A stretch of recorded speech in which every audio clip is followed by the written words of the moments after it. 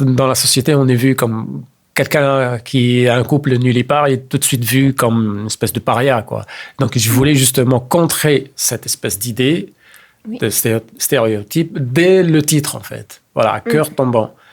Il y en a qui vont se focaliser sur le tombant, et il y en a qui vont se focaliser sur le cœur, en fait. Oui. Et voilà. C'est deux parties différentes. Exactement, mais qui se rassemblent, en fait, qui se fusionnent, mais qui n'arrivent jamais à terre, en fait. Ils restent toujours envolés. Est-ce que tu n'es pas de la société algérienne, sachant que tu es de Annaba, mais tu as vécu beaucoup en France. Après, tu es venu ici à Montréal. Oui.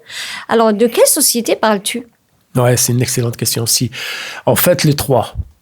C'est universel, malgré que, bon, ça se diffère, bien évidemment, d'un pays à un autre, d'un continent à un autre.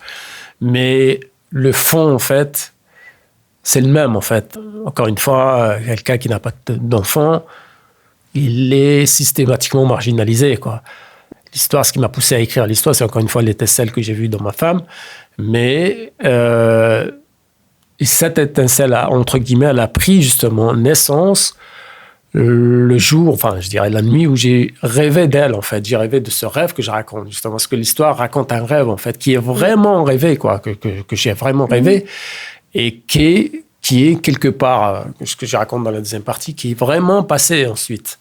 Oui. À la deuxième partie, on voit la femme, la noire, qui vient avec son enfant et tout. C'est, en quelque sorte, c'est l'expression de mon impuissance, en fait, à lui offrir un bébé qui s'est matérialisé sous forme d'un autre enfant, en fait.